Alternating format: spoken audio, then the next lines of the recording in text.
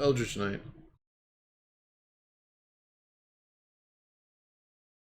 What? Okay. Eldritch Knights combine the martial mastery common to all fighters. Sure, so they can cast magic is the entire point of this subclass. Spellcasting contains no school of magic restrictions after level 3 in the subclass. Moreover, the fighter can now change one cantrip when gaining a level, and the fighter can use an arcane focus. War magic allows you to replace one of your attacks with casting a cantrip, allowing the Eldritch Knight to weave magic into their attacks. Proof War magic now allows you to replace 2 of your attacks with casting a first or second level spell. Yeah, this is something that I've been wanting in Eldritch Knights for a while, if I'm being honest. Yeah, so spellcasting, I'm assuming is the same. 2 cantrips. Eldritch Knight spellcasting table shows you how many spell slots you have to cast your spells of level 1 and higher. Spend this slot, yes. Prepared spells of level 1 plus. To start, choose 3 level 1. You have a list. Yeah, you have a list or a certain amount that you can prepare. Whoops.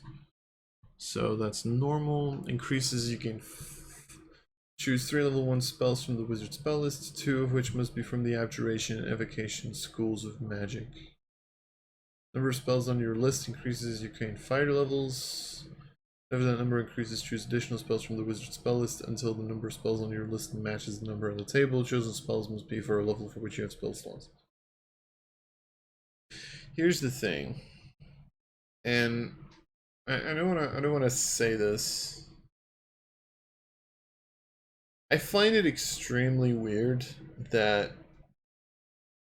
your out of your 3 starting spells, 2 need to be abjuration and evocation, but then at like 4th level you can technically throw one of those spells out the window and get another one. Is there some sort of hidden balancing that we don't know about that like kind of changes this? Because this feels like a very weird way to set it up, if I'm being perfectly honest. This feels very weird to me. That you have to like pick 2 spells that are evocation and abjuration, but the rest, heck. Didn't Arcane Trickster do this as well, by the way? I seem to remember that. Hold up. Playtest 6. I think Rogue had the same thing, right? Didn't they? Rogue. How did this work for Arcane Trickster? Right, your list of spells prepares 3 first level spells from the arcane, 2 of which must be enchantment and illusion. And whenever you gain a level, you can replace the spells you know with another one. So yeah, it's the same idea. I don't understand the point of that. Then why are you letting us pick specific spells at the start? Why is that limitation there at all? Is that I'm legitimately curious if there is some sort of a balancing thing that I don't know. Because you could make the argument, well, you can only get rid of both of those spells by level 5, right? But the thing is, level 5, you're still playing with only first level slots. It's by level 7 that you get to second level slots. I don't know, this feels like a very weird cutoff. It really does. I don't know. It feels weird to me that this is a thing. Anyway. Yeah. Okay. So war bonds. You learn a ritual creates a magical bond between yourself and a weapon. Weapon must be within your reach during the ritual. Once you have bonded a weapon to yourself, you can't be disarmed of that weapon unless you have the incapacitated condition. Sure, you can't be disarmed. You can have up to 2 bonus weapon. Only summon 1 with your bonus action. Okay, sure. So you have a bond with a weapon. I mean, you don't necessarily expect a very powerful feature because you're already getting spellcasting. War magic. When you take the attack action on your turn, you can replace one of the attacks with the casting of one of your wizard cantrips that has a casting time of an action. You want to know something funny, by the way? I actually found this out with blade singing. Two-weapon fighting in the original 5th edition handbook literally says that you have to take the attack action to do your bonus action attack. The reason that's important is because you can't dual wield like scimitars usually or something, booming blade, and then bonus action attack. Unless you take War Magic or the level 6 feature of Bladesinger. Because then you take the attack action and you replace one of your attacks with a cantrip. So then you can Booming Blade, do your additional attack, bonus action attack, which is really funny. I find that a very funny little interaction if you read the rules as written. So yeah. 10. Eldritch Strike. You learn how to make your weapon strikes undercut a creature's ability to withstand your spells. When you hit a creature with an attack using a weapon, that creature has disadvantage on the next saving throw it makes against the spell you cast before the end of your next turn. Spell you cast. I'm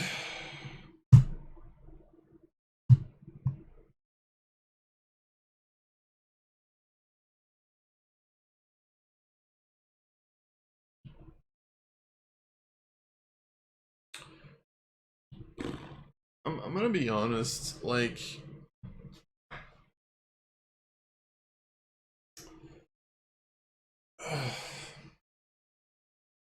I guess Poison Spray is decent with this, right? You like attack, you Poison Spray. I'm thinking of other technically Sacred Flame, but I don't know if you can pick that one as a Toll the Dead. This is decent with those. The question is, do you ever pick those over Booming Blades? That's like, to be fair, you can still have Booming Blade and be like, oh, well, I can make my first attack. I've noticed that I hit you. I'll use my second attack to Booming Blade because I missed you so you don't have disadvantage. If you do have disadvantage, I Poison Spray. So you kind of get a little bit of like gameplay going there. Or Toll the Dead, whichever one you prefer. Because I think wizards can cast Toll the Dead, if I'm not mistaken. Yeah, I don't know. I think this is. I think. Yeah, it's a fine feature. It forces you to play around with it a little bit. Pretty much forces your cantrips to be a little different. Forces you to have something like Toll the Dead or whatever. It's kind of sad that it's against the spell you cast, but I guess that makes sense because you know. At this point, you also have 2 attacks, so you would attack, cast a cantrip. This becomes really powerful, however, at like 18, right? Because here you have 3 attacks, so you attack, and then you use 2 to cast like Burning Hands or whatever. Now they have disadvantage on the save. So with 18, this becomes really good. So yeah, this is a fun feature. What was the original Eldritch Knight level 10 feature? I don't remember. Level 10. Hit a creature with a weapon attack. The creature's disadvantage on the next saving throw. It makes. Oh no, it's the same. It's the same feature. Is the same exact feature? Oh yeah, no, because Eldritch Knight wasn't in the previous playtest, so that makes sense. Ah. Wait. Oh shit. Right. Yeah. Right. I read that, but yeah, I just realized that. So War Magic used to be when you make an attack, when you use your action to cast a cantrip, you can make a weapon attack as a bonus action.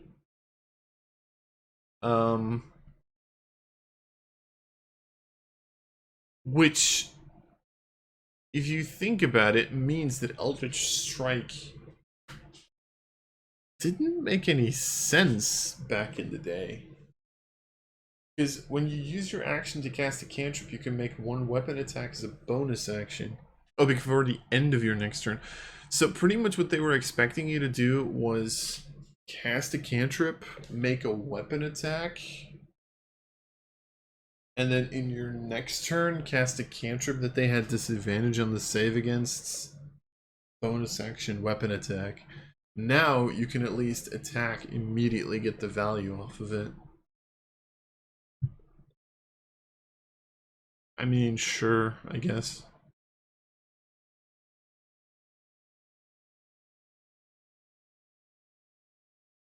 I mean, it still works as Eldritch Strike. You can still... Technically what you could still do if you wanted to was you could make your attack... Actually, wait. Yeah, technically what you can do is you can attack with your booming blade and still give them disadvantage on the next saving throw, because this does not say you having the attack action. It just says hit a creature with an attack using a weapon. So you can still booming blade or green flame blade and get the damage. Green flame blade is not going to deal Eldritch Strike to the second target, but it is going to do it to the first one.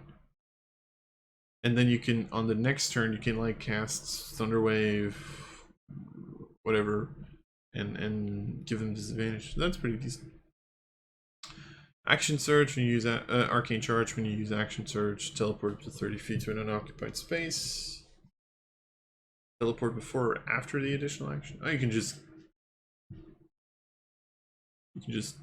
teleport at some point. Cool.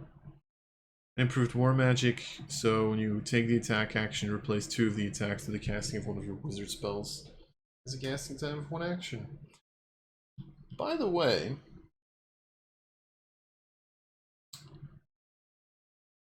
I haven't talked about this yet.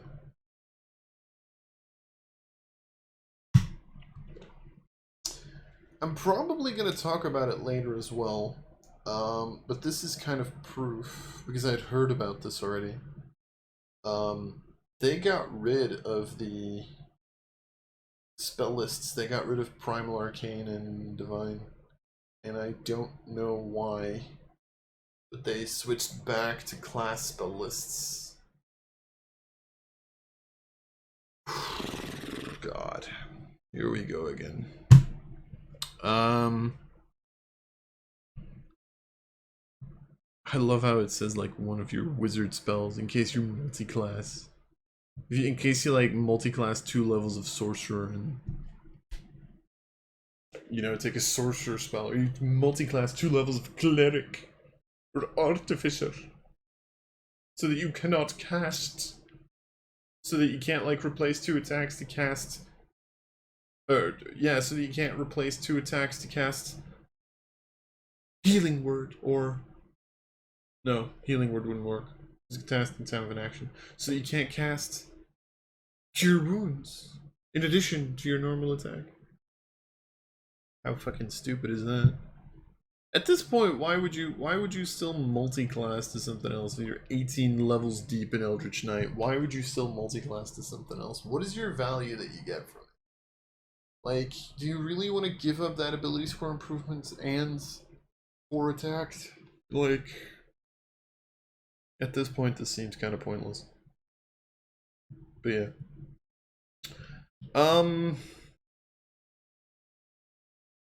I haven't really had a lot of negative to say. I'm gonna be honest. Up until this point, it's been decent. I think I'm probably gonna rage once we get to Sorcerer, Warlock, Wizard. Because I've already heard a couple of things there.